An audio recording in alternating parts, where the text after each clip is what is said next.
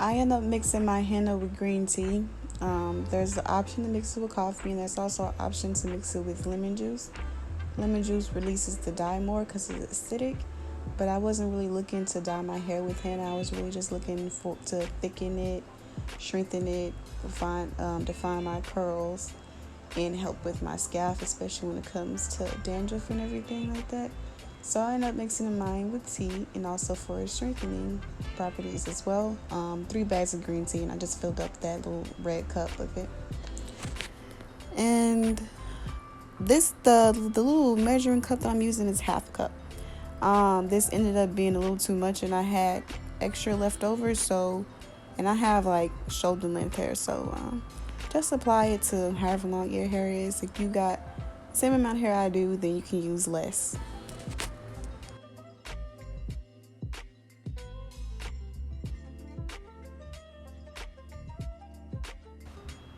I end up making my mixture more like a pudding texture, just because it's easier to do that. You don't want to make it too thin and runny, because henna is staining and you don't want it to stain your countertops or your skin or anything like that. I also did apply coconut oil throughout my forehead, shoulders, arms, just so if it did land on my body, it's not going to stain you. But this consistency was good. It still spread through my hair evenly. I had no problems in making it this thick, like a pudding texture, so you'll be just fine. After you're done mixing it, you want to wrap it in plastic wrap and store it in a dark place. They say it's best to leave it in for at least 8 hours, but I left mine in overnight. The longer the better for dyes and everything to release.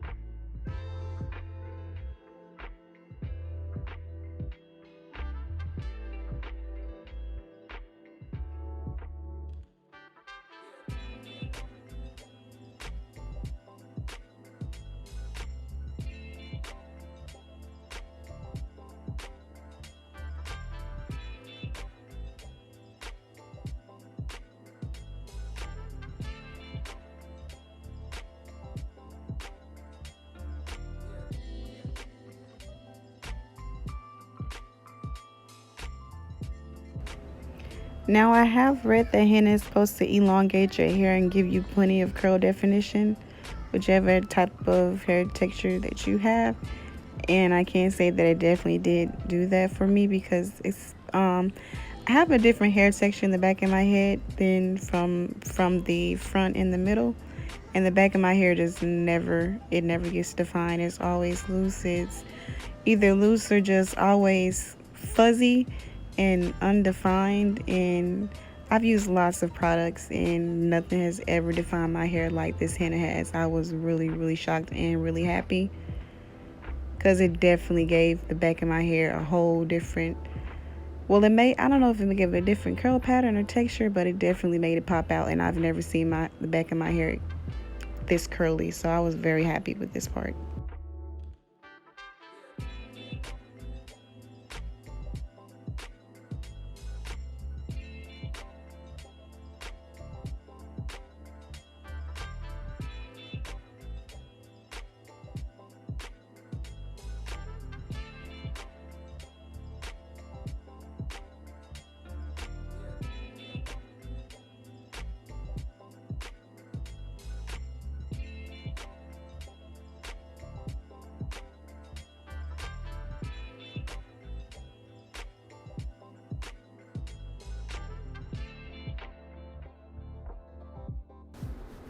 I was also very happy that I could finally see my true curl pattern because I never knew what it was until this day. And it looks like I just have a S curl. There's no coils really. It's just, it's kind of loose and it's just like in an S curl shape. And I was so happy that I could finally see that because I never knew until now.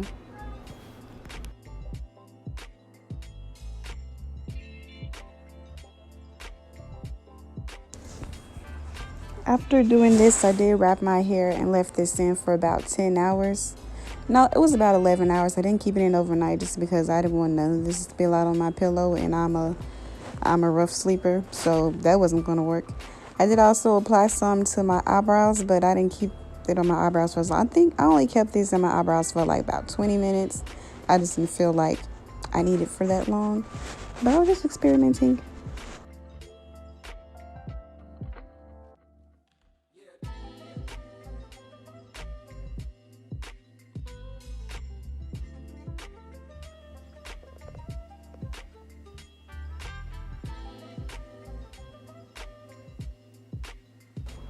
I'm showing you guys footage of how it looks after I've left it in for just about half a day.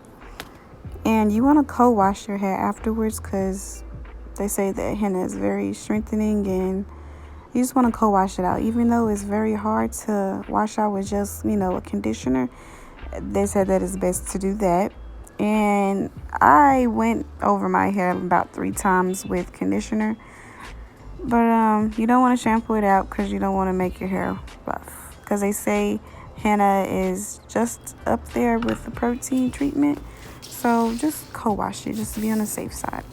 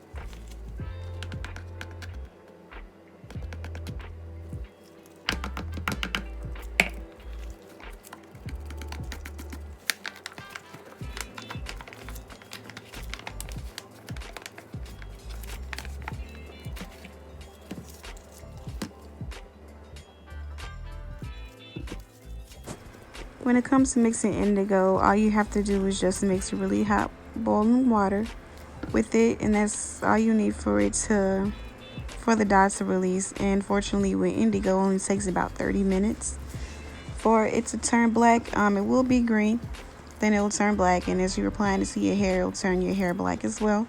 This is a 2-step treatment. You do the henna first, and then after you do the henna, you put the indigo in so the indigo can stick to the henna so that it dyes whatever you put the henna on. So no, you don't want to go in with just indigo first because It's not going to work like that. You have to have the henna first so that so the indigo has something to dye and stick to. Some people do mix it together, but it doesn't work as well if you mix it together because it's a two-step process. You can't really cut it short, as I've read and seen. Unfortunately, I think I made my indigo a little too thick. Yeah, you don't want the indigo to be as thick as you made your henna because these are two different products. So next time I will just make it a little bit thinner.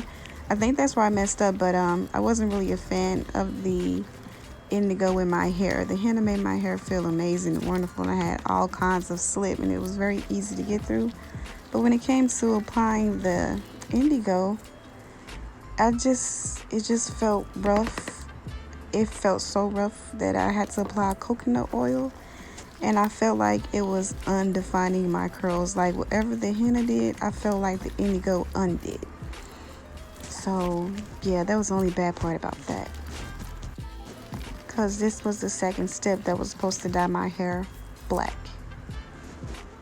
Because if you have a lighter hair texture or grays, it's supposed to turn your hair brown or red or whatever. Then you put the indigo on top and it's back black.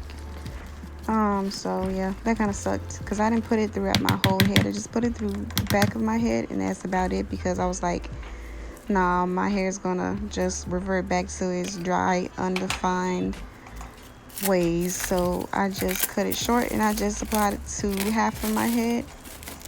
And I'm going to try it again next time, but for now I just did it to the bottom half.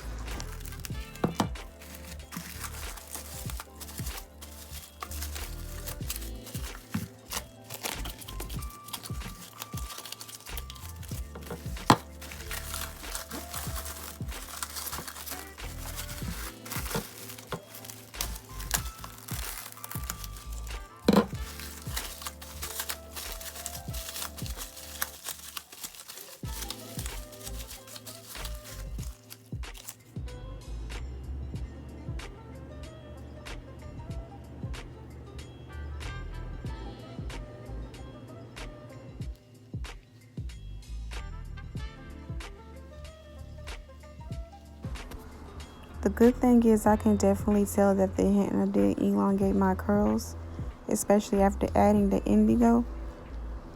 It doesn't have as much shrinkage, because that's the problem that I did have after using the box dye from the beauty supply store. I did have a problem with my hair being really undefined and poofy and shrinking way much more than it usually did, and my curl pattern did end up being thicker and poofier. So the henna did help with elongating it and bringing my curl pattern back after I did dye my hair, which I don't think the dye was for me. It was for a totally different hair texture, probably someone mixed. But for fully black people and curly kinky hair, that's definitely wasn't the dye I was supposed to be using. So that's also why I was using the henna. I wanted to revert from what that dye did, and I also needed a protein and strengthening treatment.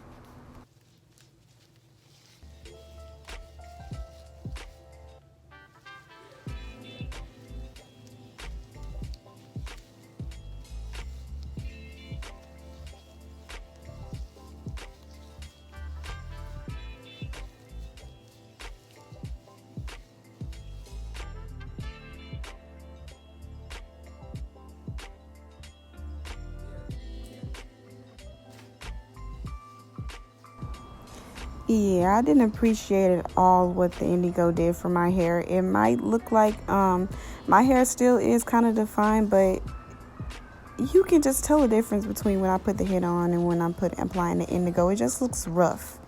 I don't know if you can tell that it looks rough through the camera, but I definitely felt the roughness while applying it, and that just wasn't going to work. At the end of it all, I was very, very, very satisfied with what the henna did. Not so much what the indigo did, but I think that was on me because I didn't mix it. I guess I needed a looser consistency.